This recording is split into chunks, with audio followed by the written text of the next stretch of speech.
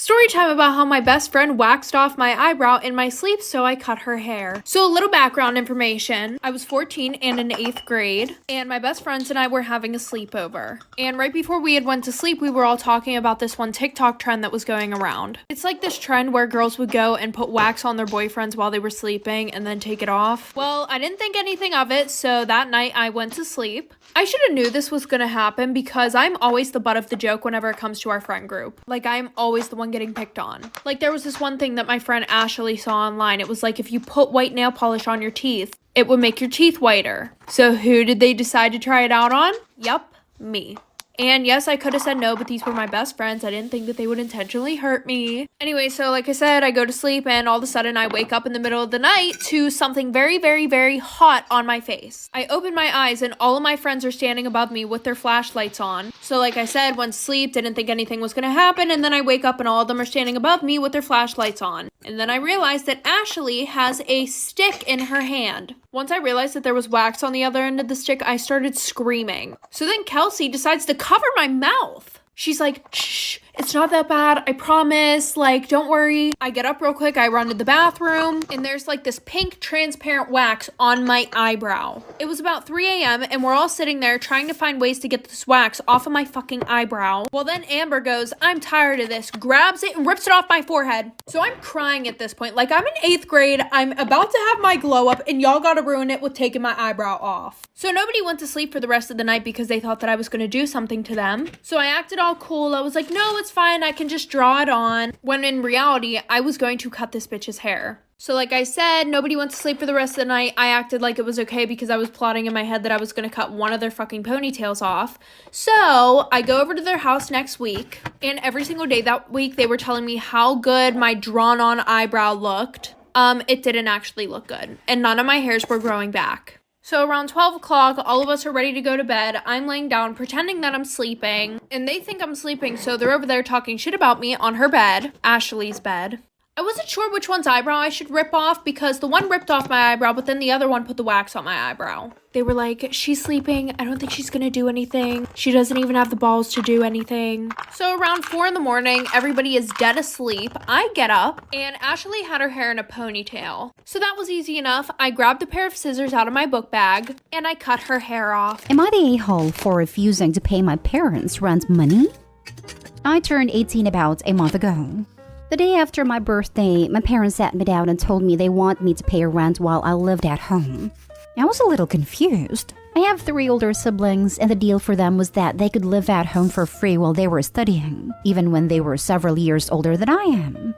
Now, I can only work weekends because of college, so I make about 500 euros a month. And after paying for tuition, health insurance, mandatory, and my phone bill, I have about 300 euros left, most of which I try to save.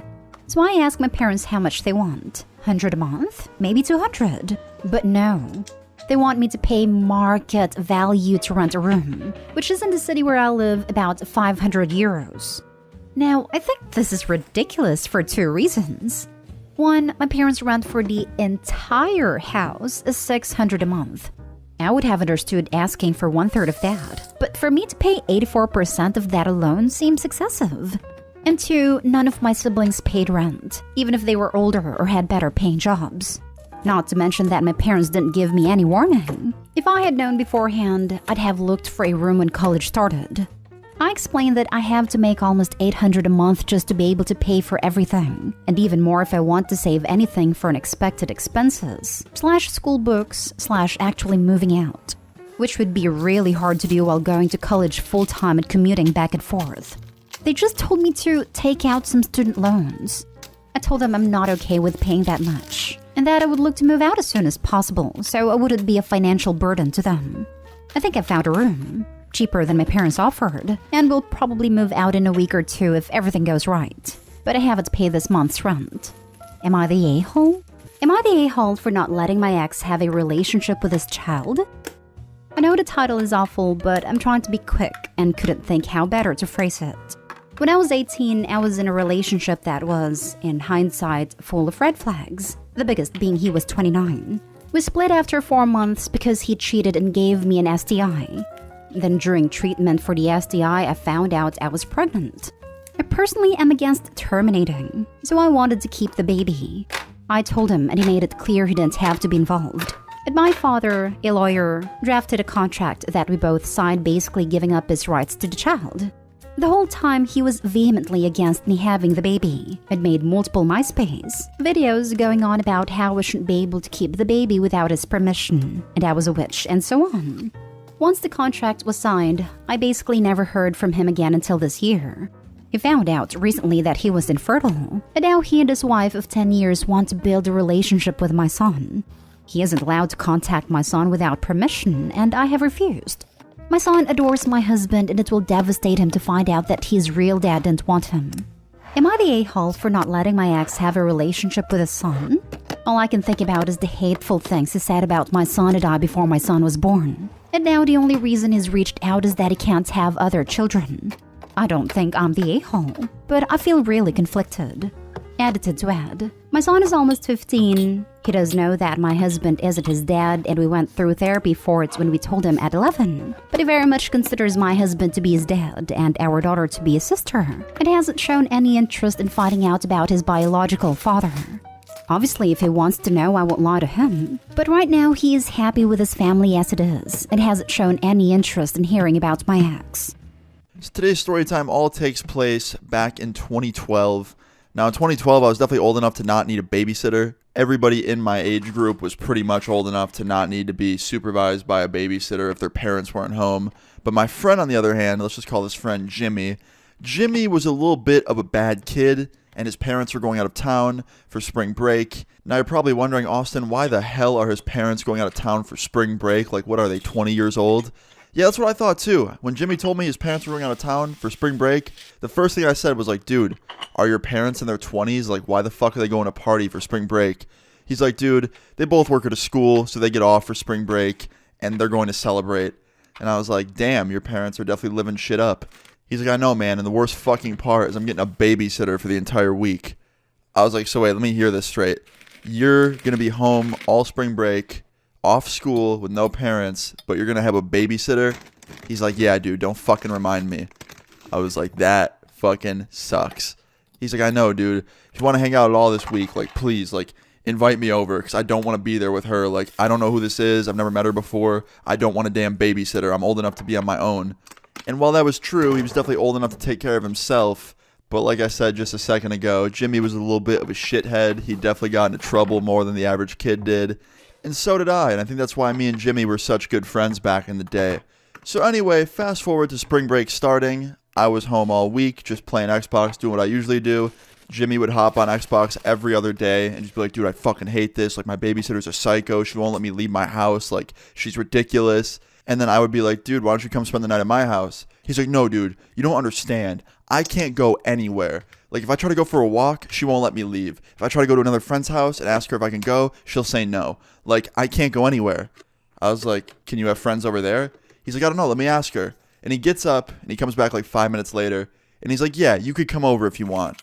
I was like, fuck it, man, I'm down. He's like, you sure? I was like, yeah, why not? Because I thought about it for a second, and I'm like, you know what? She's probably not that bad. Like, she's probably just strict or something, like, whatever. So I go over to his house, and immediately upon meeting this babysitter, I was like, oh, she's definitely really strict. Like, the minute I got there, she was like, hi, Austin, nice to meet you. I'm babysitting for Jimmy. Just so you guys know, bedtime is at 1 a.m., no later. And that's when I was like, dude, what? Like, bedtime, bro? Like I said, 2012, we were old enough to be not having a fucking bedtime. Like, you know what I mean? So I just kind of thought about it. I was like, you know what, whatever, who cares? I go to bed at 1 a.m. usually anyway. I don't really give a fuck. So me and Jimmy go about just going to the basement and playing Xbox like always. And then fast forward to about 11 at night. This is when shit gets weird. This is really when the story time starts, okay? 11 at night, we're just like playing Xbox like we normally do. And all of a sudden, we see something run by one of the basement windows. Like, something or somebody ran by his basement window fast as fuck. And I look over at Jimmy, and he looks over at me, and he was like, dude, did you see that?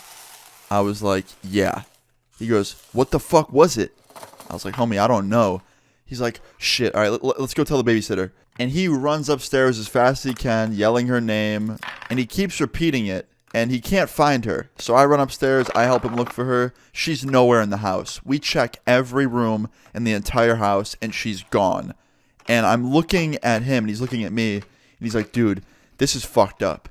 He's like, why would she just be gone? Like, she wouldn't just abandon us. She's literally paid to stay here.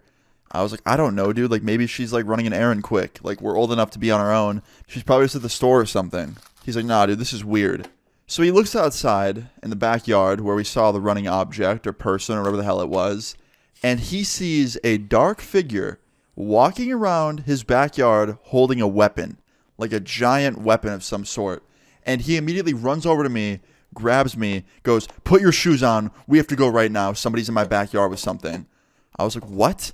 He's like, dude, I saw something walking around back there. They had a weapon or something. We need to go now. I was like, are you sure it's not the babysitter or something? He's like, no, dude, like, I don't think so. Why would she be doing that? And I'm like, dude, I think you're just being paranoid. So I walk up to the window, and I look back there in the backyard, and he was right. There was somebody just, like, strolling around real slowly in his backyard, wearing all black, and had some sort of, like, thing in their hand. And they were wearing different clothes than what the babysitter was wearing. Like, she was wearing a very, very, like, light-colored jacket when I met her, and a light-colored pair of pants. This person was wearing all black, like, sweatsuit type shit, and the hood was up, so I couldn't see who it was. But it did not look like the babysitter. So at that point, I turn around, I run over to him, and I'm like, yeah, let's get the fuck out of here. And we run away.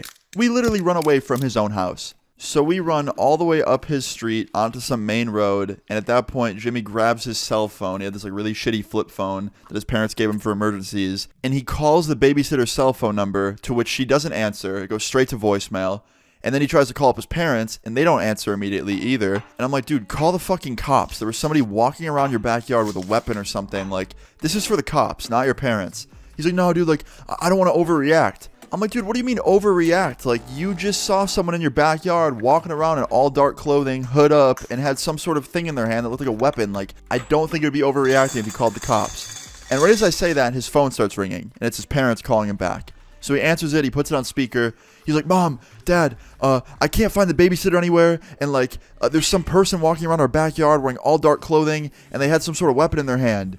And they're like, what? What the fuck? Are you serious? And he's like, yeah. And then he tells them where we are and that, like, we're far away from the house. And they tell us to hang tight, stay right where we are, and that they're calling the cops. So a few minutes later, the cops were already at the house. The police station was, like, right down the street, and 2 cop cars pulled up right outside his house. And we approach the house where the police are, and we tell them who we are. And we're just waiting there as they, like, inspect the house and, like, look around the backyard. And they don't find anything, including the babysitter. She's still missing, and her phone's going straight to voicemail still. And at this point, I'm worried. I think his babysitter got kidnapped or some shit. I'm like, dude, what is going on? Like, this is weird. So the police, like, fan out and start looking all around the neighborhood for this babysitter or for this dude that was in the backyard. They're just looking for anything, basically. So we're just hanging out outside my friend's house with these cops, just, like, talking to them. And there's other cops patrolling the neighborhood and stuff. They're calling in, like, backup and shit, looking for this dude or this babysitter. Like, they're just trying to figure out what's going on. And like 30 minutes later, one of the cop car SUVs pulls up, and the babysitter is in the back seat of the SUV in handcuffs. And I notice she's wearing all black hoodie, all black sweatpants, has the hood up, just like the dude we saw in the backyard. And the cop pulls up, he rolls down the windows, and he's like, is this her? Is this your babysitter? And my friend's like, yeah. And he goes, we just found her down the street walking around with a baseball bat. And that confirmed it. Like, the clothes she was wearing, holding a baseball bat, she was the fucking creepy figure in the backyard running around. So anyway, we come to find out just a few moments later, she was on shrooms and acid. They found both of those things on her in her pockets. She was tripping absolute balls, and she was running around because she was hearing noises, and she thought someone was trying to break into her house. Like, listen, I'm not someone that's going to judge somebody for doing what they want to do with their life, but like, if you're babysitting 2 kids and it's your job to, like, keep them safe, you probably shouldn't drop a bunch of psychedelics and then run around outside with a baseball bat. So anyway, the story time doesn't end there. Jimmy's uncle comes over because he lived, like, down the street, and they obviously needed to talk to some adult or something. And yeah, Jimmy's uncle comes over. The parents were also on the phone, Jimmy's parents, and they got the babysitter's parents on the phone as well because she was only 17, and her parents drove down. And they're like, what are you doing? Like, this is your job. You're ruining it. And what ended up happening was the babysitter got escorted home by her parents, even though they found shrooms and acid on her and she had a baseball bat roaming around, she didn't go to jail or anything because she didn't hurt anybody and she was just tripped the fuck out of her mind and she was 17. So what ended up happening was that she got escorted home, and the next day when she wasn't tripped the fuck out and seeing and hearing shit, Jimmy's parents called her up and fired her because obviously they didn't really trust her around their son anymore because not really the best babysitter. But she didn't get arrested or anything, which I guess is good for her. And she probably learned her lesson about taking a shit ton of psychedelics while babysitting. Definitely not a good thing to do and very much not okay. But yeah, that's pretty much it. I've never seen her since. Jimmy hasn't seen her since. And his parents never hired another babysitter again because, well, they figured Jimmy was safer on his own. But yeah, guys, moral of this story is, if you're a babysitter, you should not do what Jimmy's babysitter did in this story time at all. But yeah, I can't lie. I was kind of relieved to find out that it was her all along, roaming around the backyard, running around with a fucking baseball bat, because it could have been a lot worse. It could have been someone trying to break in or something. Am I the a-hole for paying my niece $50 for the birthday cake she made for my son's birthday?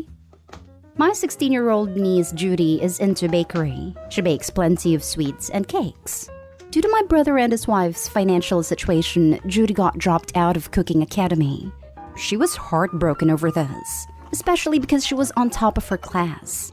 She was determined to go back to cooking academy, so she started selling stuff she bakes online to be able to afford her classes. Her parents thought cooking academy was a distraction from school and disapproved of it though, so they started demanding she bakes for neighbors and friends for free. My son's 4th birthday was last week. I asked Judy if she could bake a cake for $50. She agreed, but my brother said no chance, and swore up and down that she will do it for free. Judy said if she keeps working for free, she'll no longer be able to afford the academy, not to mention the ingredients. I said I have no issue paying, but my brother said we're family and the cake was for free.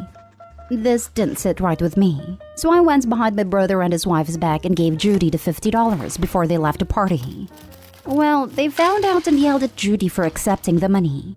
Then my brother called saying I shouldn't have paid her, but I said she deserves the money for her efforts. But he went on about how unacceptable it is for family to pay for favors, and said that Judy got grounded for acting so entitled. I had an argument with him and told him to stop the punishment, but he said we wouldn't be dealing with us if I didn't go behind his back and gave Judy the money in the first place. I hung up and met up with my family to discuss this, and they all agreed that I should never have sneaked my niece the money and disrespecting her parents' wishes.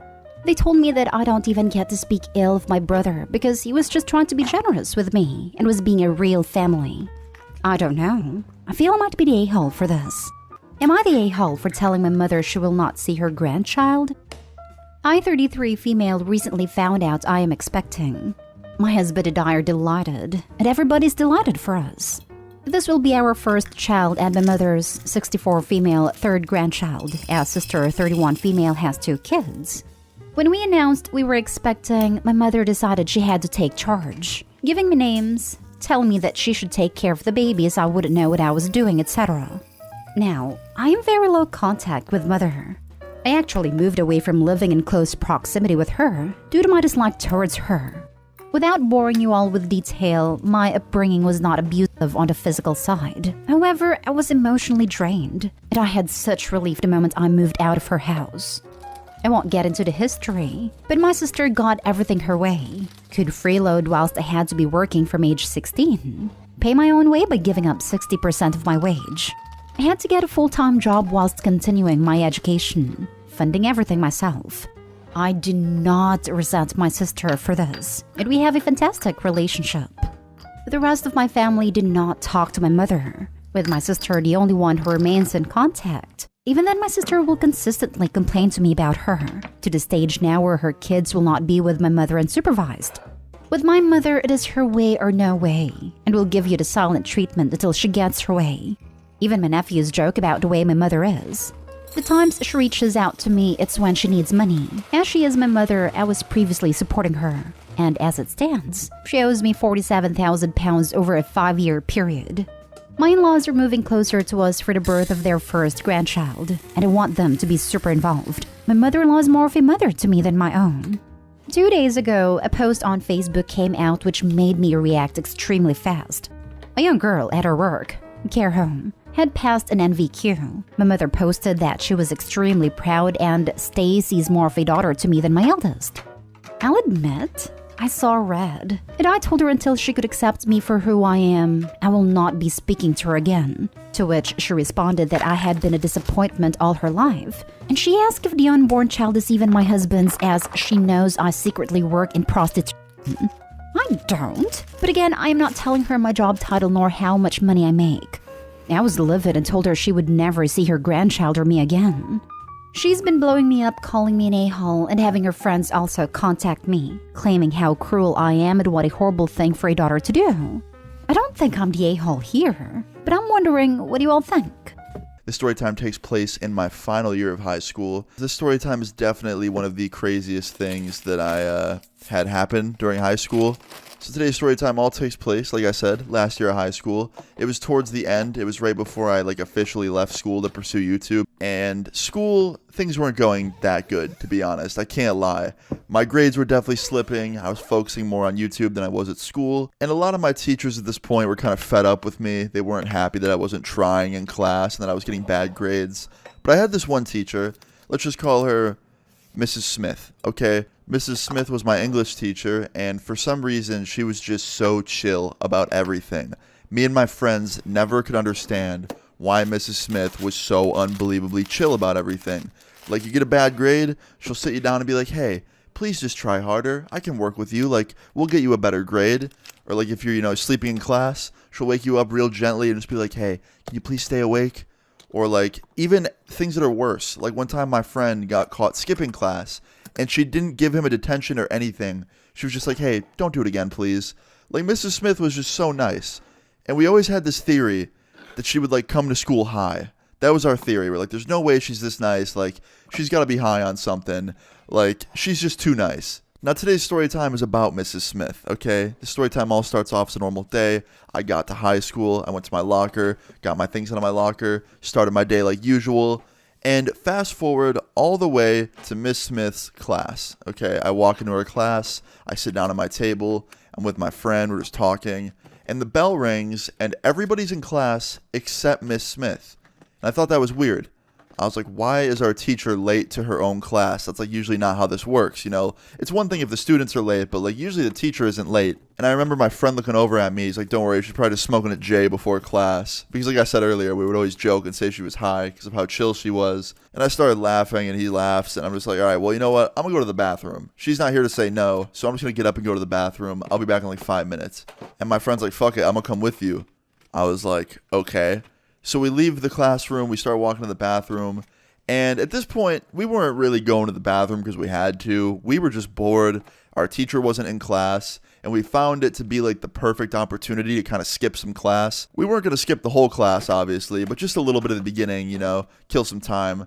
So we decided to just do a couple laps around the school hallway. And after 2 or 3 laps, we go into one of the bathrooms. And the minute we walk into the school bathroom, it immediately reeked like weed. The first thing I smelled when I walked in that bathroom was just a bunch of weed smell. And I look up in the air and I can see little bits of smoke by the light. And I was like, okay, someone definitely is either smoking weed in here or just smoked weed in here and left. And my friend looks at me and he's like, dude, someone's definitely getting high in here. And we can see under one of the stalls that there's legs, someone's standing in one of the stalls. And they look like girl shoes. They weren't sneakers, they were high heels. It looked like a teacher's legs. And my friend looks at me and he's like, what the fuck? This is the boys' bathroom. What is the teacher doing in here? I was like, I don't know, man, whatever. So I washed my hands and I was kind of sitting there looking at myself in the mirror, just fixing my hair, trying to kill some time. And all of a sudden, the bathroom stall behind me swings open and my teacher, Mrs. Smith, is standing right there. And I turn around and I look at her and she looks at me. She's like, Austin, what are you doing in here? I was like, I could ask you that same question, Miss Smith. What are you doing in here? She's like, oh, just going to the bathroom. I was like, you do know this is the boys' bathroom, right? And it's a student boys' bathroom, not even the teacher's one. She's like, oh, really? I was like, yeah, you didn't know that? She's like, no, I didn't. And she looks fucking geeked. Her face, she looks like she just smoked a whole damn blunt to the face. She was gone. And my friend just goes, all right, I'm just going to say what everyone's thinking. Miss Smith, are you high right now? It smells like weed, there's smoke in the air, and you look fucking blasted, to be honest. And we all just kind of look at each other in like pure fear because we don't know what's about to happen. And Miss Smith just bursts out laughing. She's like, oh my God, like, I'm so embarrassed. And I interrupt her. I'm like, wait a minute. You're actually like stoned right now in the middle of school? And she's like, don't tell on me, please.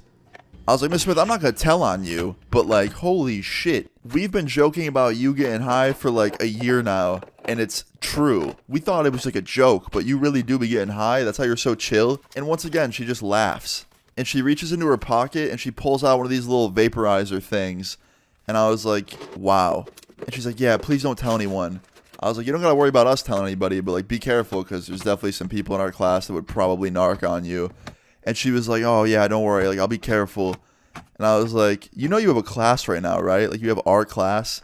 She's like, yeah, I was trying to hurry up, but my thing wasn't working. My little vaporizer was broken, but I got to work. I was like, yeah, clearly. And we all start laughing again. And we all walk back to class together. And Miss Smith was fucking gone. So anyway, yeah, we walked back to our classroom after this, all together as a group. And walking back into class was definitely hilarious. We walk into class, and my friend looks at Miss Smith, and she looks at him, and he goes, hey, Miss Smith, can me and Austin sit with our other friend group at this other table? And she's like, yeah, sure. Motherfucker was using her being high as an advantage. He was asking her to sit with our friends because she would usually say no, but she said yes because, yeah, obvious reasons. So anyway, we sit down at the table with our friends, and, you know, usually we'd have to be in our assigned seats, but today we didn't have to for, like I said, obvious reasons. And we sit down, and one of our other friends is like, hey, like, why are you guys sitting over here? Like, we have assigned seats, right? And I was like, nah, not anymore, I guess. And he goes, what? How'd you get her to say yes? And my other friend, the one that was with me in the bathroom, looks at him and goes, long story, bro, I'll tell you later. And we went through the rest of that class, had an awesome class, hung out with our friends, just got our work done. Miss Smith was chill as usual for obvious reasons. And yeah, after class was over, me and my friend, we were walking out of class. She winked at us. Miss Smith winked at us because obviously we knew something that no one else in the class actually knew. And it was just a funny mind fuck of a day, to be honest. Now, we never ended up telling anybody else about this. Like my friend said, he would tell our other friend later on, but we never told him. We just lied to him and said something different. And we didn't tell anybody because honestly, Miss Smith was a really, really awesome individual. And she was a really great teacher. Like despite her being blasted, she was actually really good at teaching, even when she was high. So like we had nothing but respect for the lady. And we didn't want to like, you know, put her job in jeopardy by like telling other people what she was doing. Even though it was kind of stupid to be smoking at school or vaping at school, whatever she was doing, we didn't want to jeopardize her career and risk losing her as a teacher.